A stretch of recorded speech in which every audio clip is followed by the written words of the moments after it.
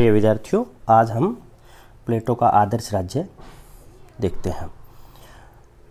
प्लेटो की किसी थिंकर का आदर्श राज्य या आदर्श समाज क्या है, उससे क्या तात्पर्य है। प्लेटो का आदर्श राज्य समझेंगे तो उसमें दो टर्म आती है, आदर्श राज्य और उपादर्श राज्य,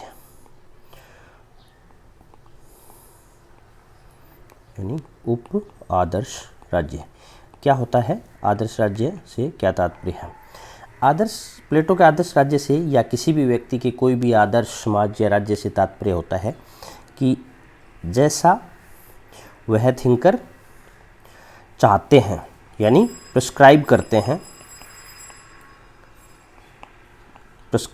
हैं कि ऐसा होना चाहिए, जिसे वह स्थापित करना चाहते हैं, वह आदर्श होता है। स्थापित करना चाहते हैं। कोई भी थिंकर या किसी भी विचार को जब हम पढ़ते हैं तो उसके तीन पार्ट होते हैं। फर्स्ट होता है डिस्क्रिप्शन, यानी वर्णन। जो भी स्थिति है उसको देखने का अपना नज़रिया है, उस नज़रिए से थिंकर उसे डिस्क्राइब करता है। दूसरा है एनालाइज। एनालाइज से तात्पर्य है विश्लेषण, यानी जो वर्णित किया है वह क्यों और कैसे कार्य कर रहा है, उनके पीछे कौन से फैक्टर्स हैं, कौन सी शक्तियां हैं जो रेस्पॉन्सिबल हैं, वह विश्लेषण हर विचारक के विचार का पार्ट होता है। और थर्ड पार्ट होता है प्रिस्क्रिप्शन, यानी हर विचारक यह बताता है कि उसके हिसाब से कैसा होना चाहिए, व्हाट ought to be, यानी कैसा होना चाहिए। तो जो भी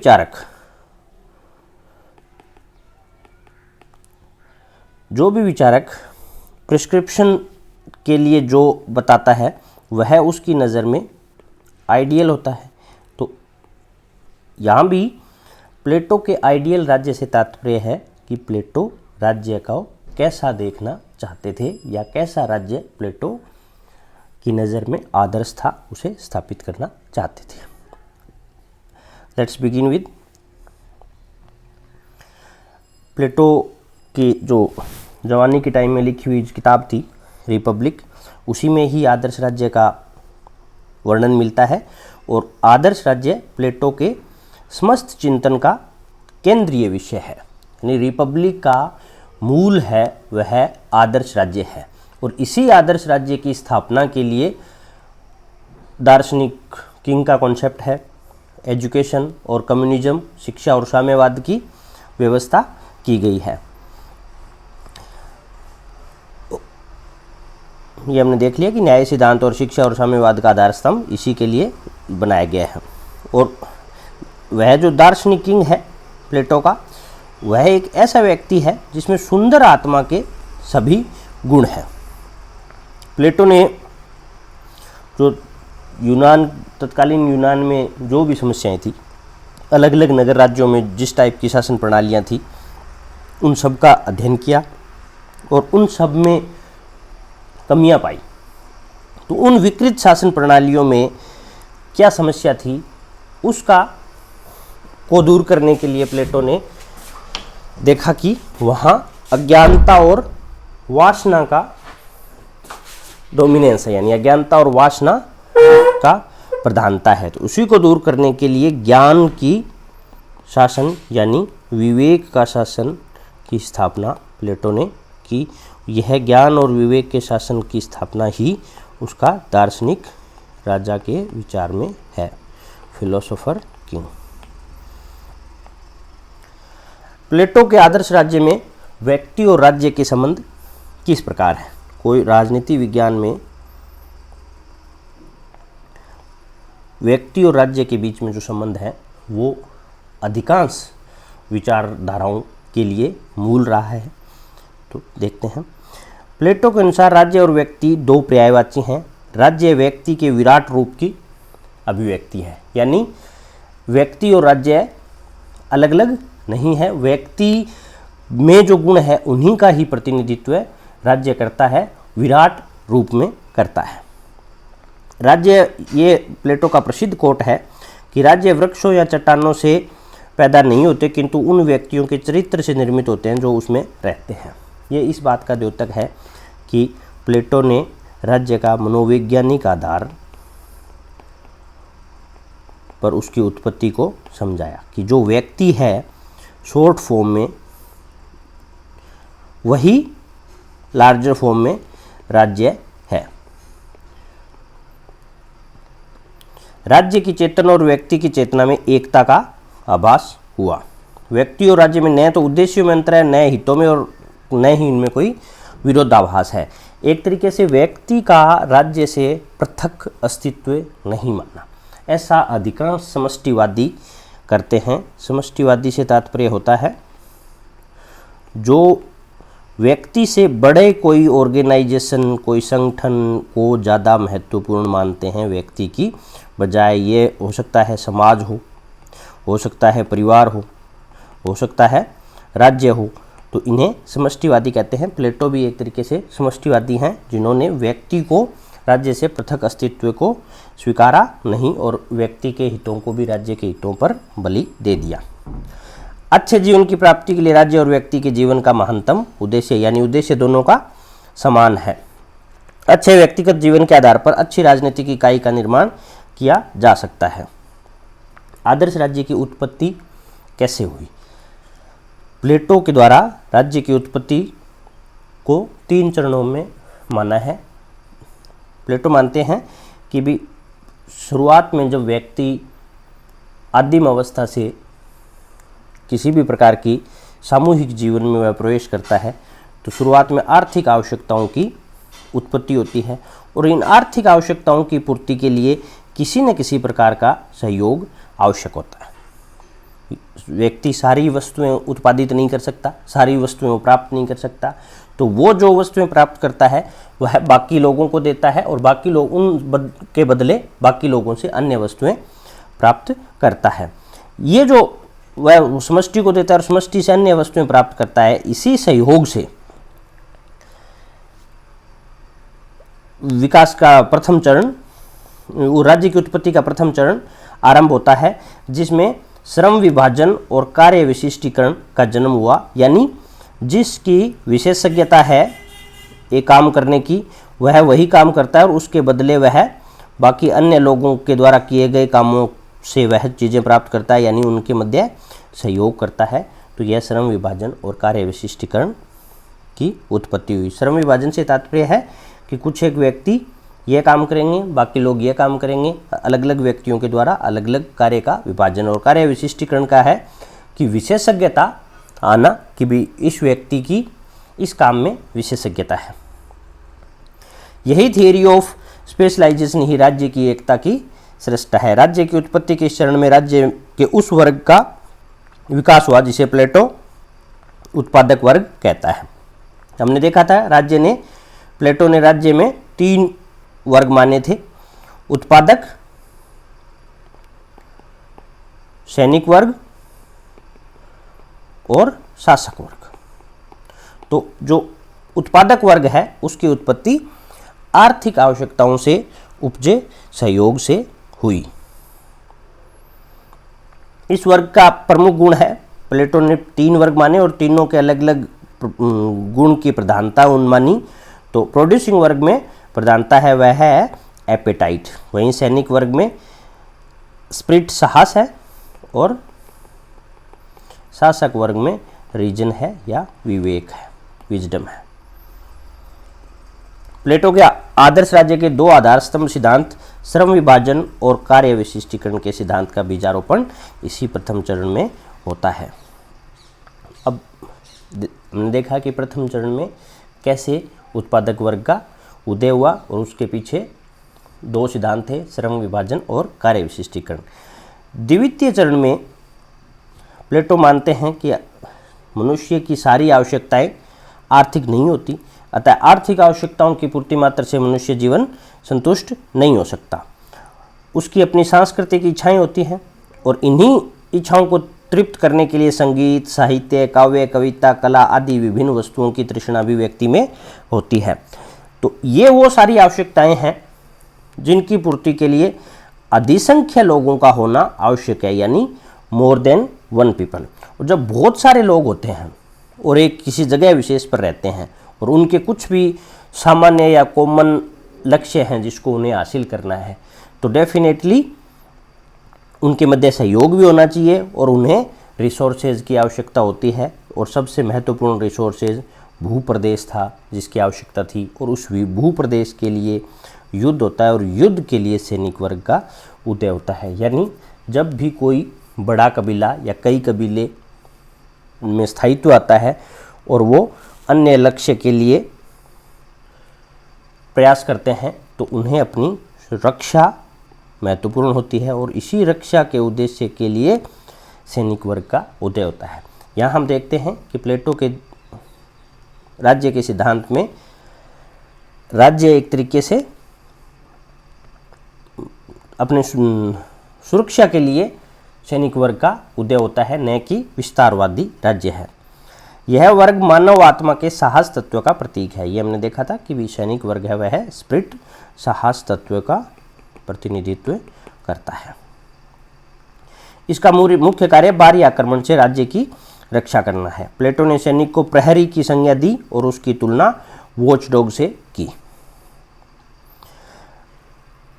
सैनिक वर्ग के विकास की व्याख्या राज्य के आक्रमणकारी लिप्सा के संदर्भ में की है, लेकिन प्लेटो का आदर्श राज्य आक्रामक नहीं है। यह चीज़ समझने की जरूरत है कि कैसे प्लेटो राज्य की उत्पत्ति के दौरान तो राज्य की प्रवृत्ति है वह आक्रमणकारी बताता है कि उसे विशाल भूभाग की आवश्यकता थी, इस वजह से सैनिक वर्ग का उदय हुआ।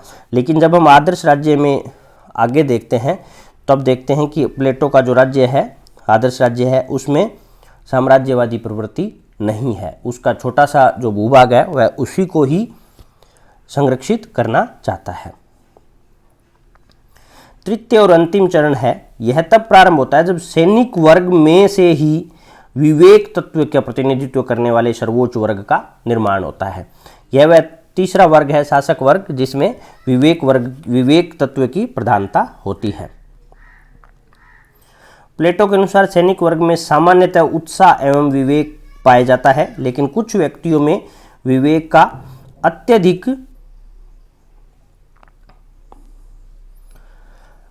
बाहुल्य होता है, और यही विवेक का बाहुल्य वाला वर्ग है वह शासक वर्ग है।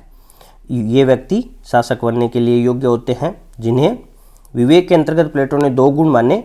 जो विवेक व्यक्ति को ज्ञान से प्राप्त होता है और विवेक ही व्यक्ति को प्रेम करना सिखाता है। प्रेम से तात्पर्य यानी जिसमें अपने के साथ साथ लार्जर समुदाय से जुड़ने की क्षमता हो। ये तीनों वर्ग राज्य की आत्मा के तीनों गुणों हमने देख लिया, क्षुधा, उत्साह और विवेक का प्रतिनिधित्व करते हैं। क्षुधा का प्रोड्यूसिंग क्लास, उत्साह का सैनिक वर्ग और विवेक का शासक वर्ग प्रतिनिधित्व करते हैं। इस प्रकार इन तीन चरणों में राज्य के निर्माण में इन तीन वर्गों का निर्माण हुआ, और यही तीन वर्ग जो व्यक्ति की और राज्य की तीन मूलभूत आवश्यकताएं हैं, उत्पादन, रक्षा और शासन की पूर्ति करते हैं। प्लेटो के आदर्श राज्य का जो आधारशिल है वह न्याय है। प्लेटो का न्याय से तात्पर्य यहाँ कोई लीगल जस्टिस नहीं है, बल्कि प्लेटो के न्याय से तात्पर्य है कि व्यक्ति अपनी प्रकृति के अनुरूप कार्य करता है। तो प्लेटो के अनुसार राज्य में तीन वर्ग थे, और ये तीन वर्ग श्रम विभाजन और कार्य विशिष्टीकरण के आधार पर कार्य करते हैं।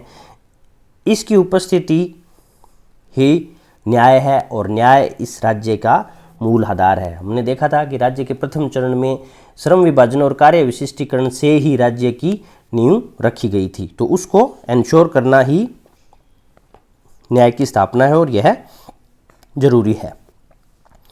प्लेटो के आदर्श राज्य के दो आधार स्तंभ हैं, शिक्षा और साम्यवाद। यह हमने प्लेटो के शिक्षा के विचार और साम्यवाद के विचार में विस्तृत अध्ययन किया था कि शिक्षा कैसे रचनात्मक है, कि ऐसे नागरिक पैदा करने हैं आदर्श राज्य के लायक, और साम्यवाद कैसे निषेधात्मक है कि शासक वर्ग को उसके कर्तव्य पथ से डिगाने वाले काम ना हो, शासक वर्ग अपनी उत्तरदायित्व का निर्वहन करता रहे। उसके लिए दो तरह का साम्यवाद हमने देखा था, संपत्ति का साम्यवाद और पत्नियों का साम्यवाद। जो पारिवारिक व्यवस्था प्लेटो ने शासक वर्ग के लिए सजेस्ट की थी वह पत्नियों का साम्यवाद की व्यवस्था थी।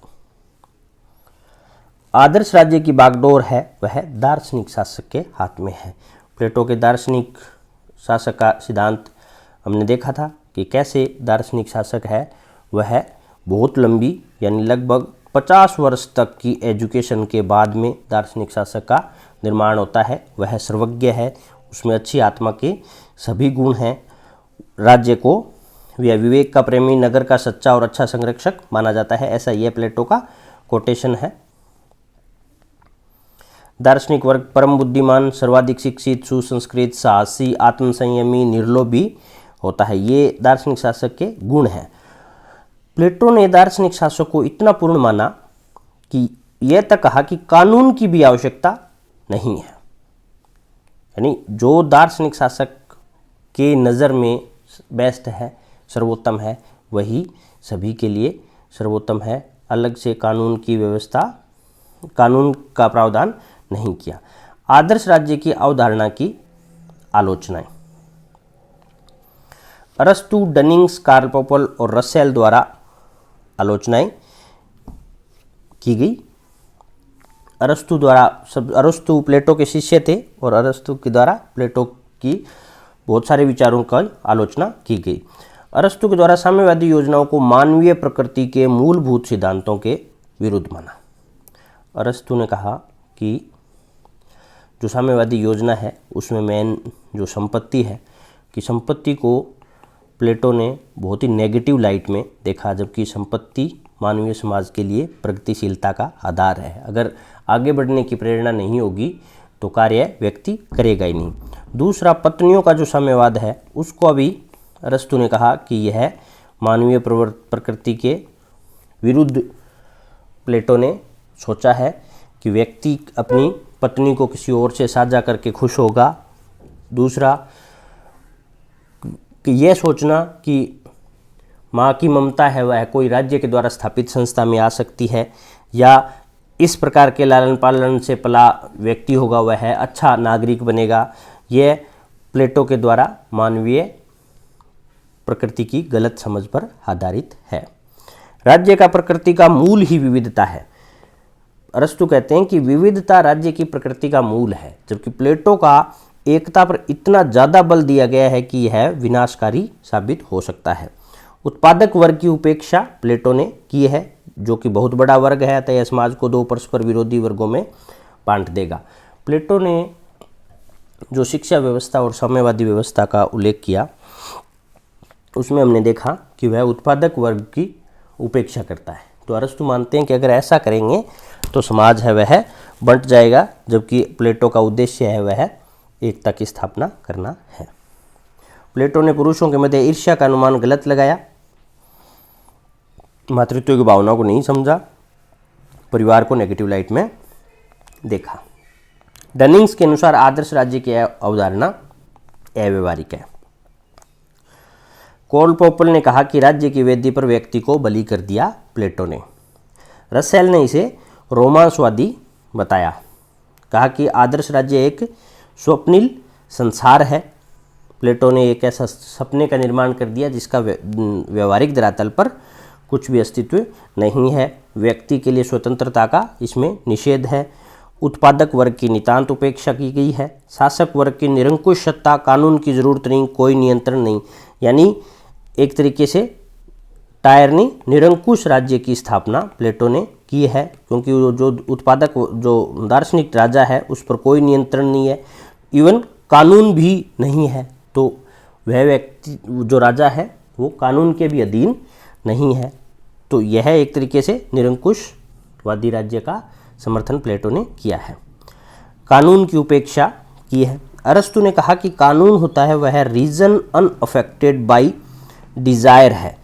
तो एक तरीके से यह विवेक ही होता है, संचित ज्ञान होता है कानून, तो उसकी अवहेलना कर प्लेटो ने सही नहीं किया। और कार्यात्मक विशेषीकरण पर जोर, यह एक तरीके से व्यक्ति के एक ही पक्ष पर का विकास करता है। जैसे कोई व्यक्ति साहसी है तो वह सैनिक ही बन पाएगा प्लेटो के राज्य में, जबकि वह साहस के साथ साथ विवेकी भी हो सकता है। इन सब आलोचनाओं के बावजूद प्लेटो की आदर्श राज्य की अवधारणा का अपना महत्व है। किसी भी आदर्श का महत्व उसके आदर्श होने में भी होता है, भले ही वह व्यवहारिक ना हो, क्योंकि आदर्श वह एक तरीके से मापदंड सेट करता है जो जिससे हम वर्तमान जीवन की कमियों को आंक सकते हैं। आदर्श हमें गाइड करता है। आदर्श राज्य वह एक प्रकाश स्तंभ है जो राज्य की नौका खेने वाले नाविकों को मार्गदर्शन प्रदान करता है। तो आदर्श का आभास होने पर ही आदर्श की दिशा में चला जा सकता है। वर्तमान स्थिति तथा आदर्श के बीच की दूरी को कम किया जा सकता है। सेबाइन ने कहा, प्लेटो ने काल्पनिक राज्य का चित्र इसलिए नहीं खींचा कि वह डनिंग की शब्दावली में रोमांस है। काल्पनिक राज्य का चित्रण करने में प्लेटो का मुख्य उद्देश्य सत्य के विचार को वैज्ञानिक आधार देना है। प्लेटो के विचार से राजनेताओं के लिए ज़रूरी है कि वह यह जाने कि सत्य किसे कहते हैं और एक श्रेष्ठ राज्य के निर्माण के लिए क्या जरूरी है। यानी जो आदर्श है, आदर्श राज्य ऐसा होना चाहिए, भले ही कुछ अपूर्णताओं के बावजूद उसकी स्थापना न हो, लेकिन आदर्श राज्य का वर्णन या आदर्श राज्य का चित्रण ही वह गाइडिंग पिलर है, वो गाइडिंग लाइट्स है जो आने वाली जनरेशन्स को यह बताती है कि आदर्श राज्य क्या है, कैसा होना चाहिए, वह कौन सा लक्ष्य है जिसके लिए हमें प्रयास करने चाहिए और वर्तमान राज्य में वो कौन सी खामियां हैं। Thank you.